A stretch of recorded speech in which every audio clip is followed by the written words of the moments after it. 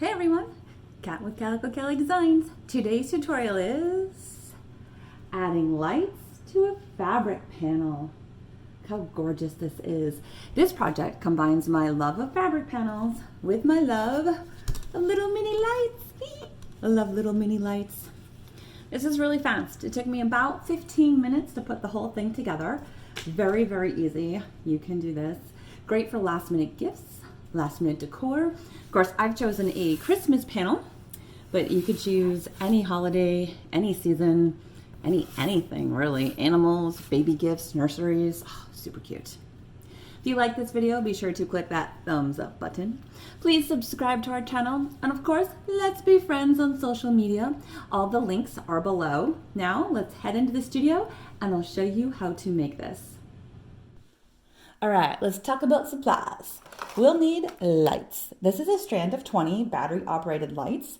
This particular brand has kind of a thicker battery box, whereas this brand has a nice thin little battery box. This one's going to be easier to attach to the back of the canvas. Either one works, whatever you can find in your area, or if you have lights laying around at home, fantastic. So I like a strand of 20. You can use whatever you want. This is your project, but you need lights. You obviously need a fabric panel. I just love this panel. It is so gorgeous. You'll need to measure your panel before you can buy your canvas. You need to buy a canvas that is slightly smaller than your panel. You can bring it to the store with you if you want, but I took a lot of measurements at home. I kind of laid it down with my measuring tape and took pictures on my phone so that when I got to the store, I could remember, okay, from the tippity top to the very bottom was this, but I knew before I went that I didn't want to include this top border. There's one on the bottom as well. So I also took a measurement from here all the way to there. See if you can see that in there. Cutting off that bottom border as well, so that I could get a canvas that would fit pretty much just the center of it, which is the tree. So keep that in mind as you're measuring and shopping for your canvas. It does have to be smaller. The next size up from this particular canvas would have showed me a partial border. It would have kind of wrapped around like that. And that's not what I wanted. I didn't want to see this. I want the last thing I see to either be this or the green or somewhere in here. So I made that artistic decision, if you will, before I even went shopping. Of course, you could, like I said, you could take the panel with you and kind of make that decision in the store. Also, I bought my canvas at Michael's. Now, Michael sells their canvases based on the academic level. This is a level 1. They have 1, 2, and 3. I don't think they go higher than 3. And the difference is the quality of the canvas itself. Number 1 is the cheapest one. Yay, saving money. Because it's the quality of the canvas. I'm not painting on it, I'm covering it with fabric, so I don't need the highest quality canvas out there. Additionally, the 2s and 3s also came in a thicker width. So if you did want this to be thicker and kind of stand away from the wall more, feel free to buy the number 2 or 3. That's totally up to you. This is your project. But I just bought the one, honestly, because it's the cheapest. And I don't need it to stick out from the wall. We also need a best press or some starch. Either one is fine. If you don't have them, we can do it without. It just makes it a little bit easier to manipulate the fabric if it has a little bit of stiffness to it. That's totally up to you. So now let's start crafting. All right, the first step is to lay out your fabric on your ironing board. Spray it with either the starch or the best press. Wait for it to dry and then iron it. So that will be step 1.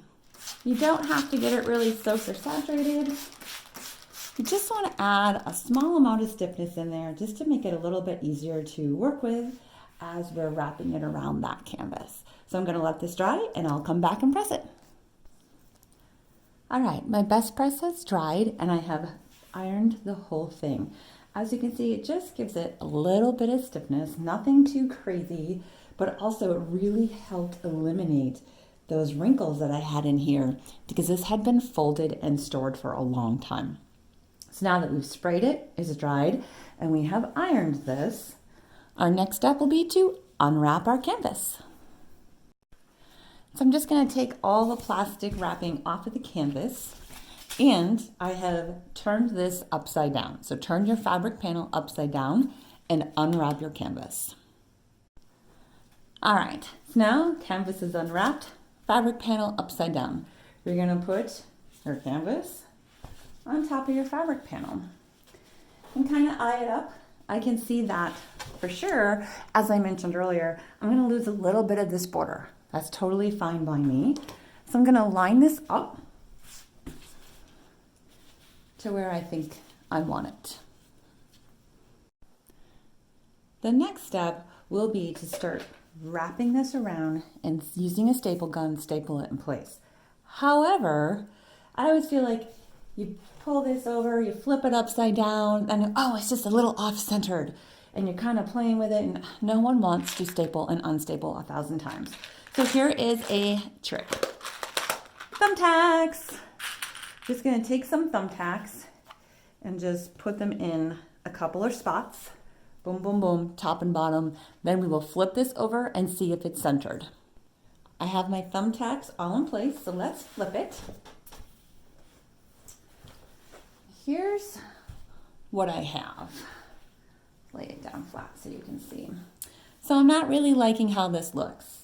It's cutting off the top a little bit and the bottom here. So I'm just gonna kind of play with the centering top and bottom until I get it exactly how I want it to look.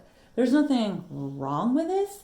I just want to see if I push it down here at the bottom more, how much will I lose of this little poinsettia down here versus how much would I gain at the top. So I'm going to kind of play with that using my tacks, of course, to hold it in place each time until I have it exactly how I want it. One thing I do want to point out is that you do kind of want to pull your fabric a little bit taut. And this is where having that best press or light starch helps, because it just helps to pull this nice and taut. So I think I like this a lot better. I like having just a little bit more at the top here. And to me, it's okay if I cut it off at the bottom. I think this is a kind of a nicer overall look.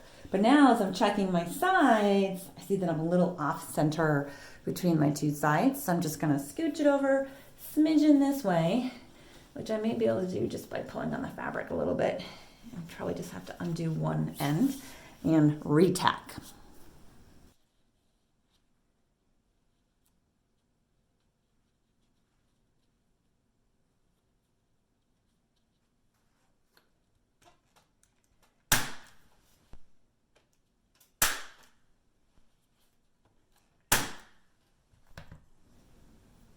This is what my canvas looks like now that the fabric is wrapped around it and stapled all the way around.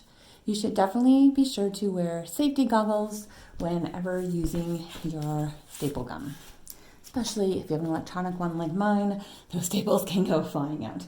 Here's what the back looks like, all stapled around. So the next step, adding the lights. And now my favorite step, adding the lights. This just makes the whole project. So hopefully you can see this all right. One thing that I like to do is start by just kind of sliding the actual strand of lights in between the canvas and the frame like this, pulling it up. So that's kind of a place that can hold it down. If you wanted to, you could go on top of it, gently place a staple across the wire, not through the wire, if you wanted to do that, and then it could kind of hold it in place that way as well. So for right now, I'm just going to go underneath. Now, to attach this to here, again, a couple different ways. I have done it where I've kind of gone up here and done staple gun it again over the wire to the frame, stapled here, kind of wrapped it around, stapling it to the frame. But today we're going to do it a little differently. We're going to use a hot glue gun and we're going to glue it down in place. And we're actually going to glue it right over the little light itself, not over the wire.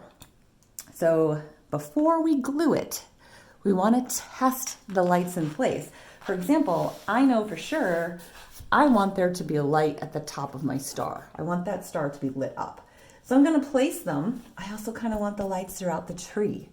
And I may decide that 20 is not enough. Maybe I need 2 strands of lights. So I definitely want to play with it before I permanently adhere the lights. That's where our painter's tape comes in. We're going to painter's tape it to the back.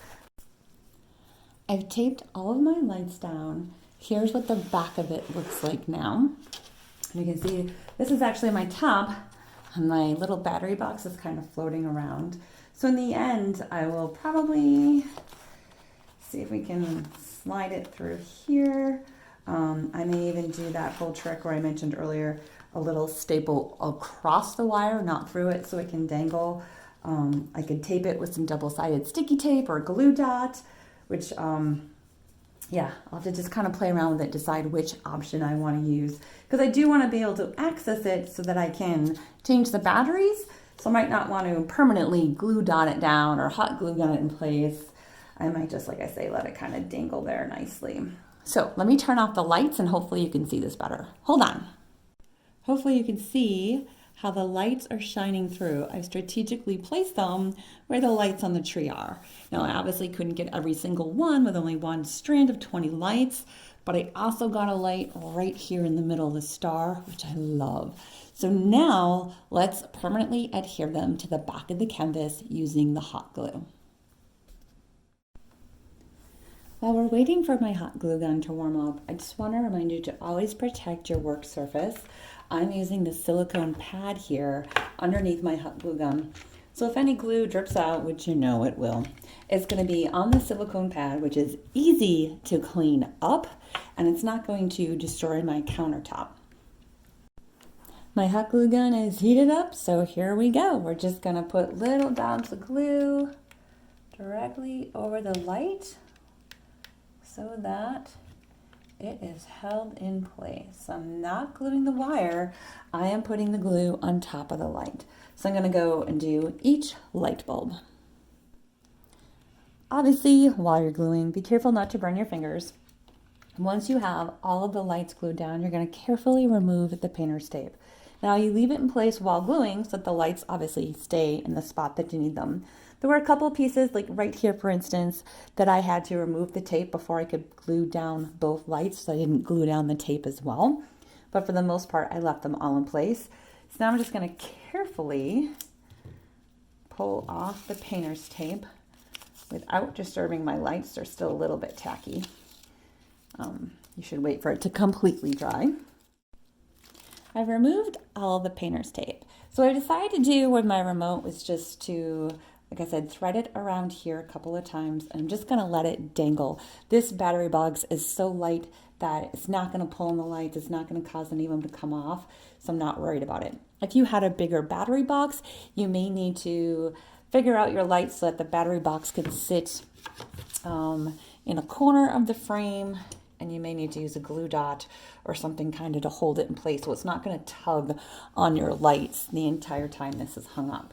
So now let's turn off the lights, flip this over, and see our masterpiece.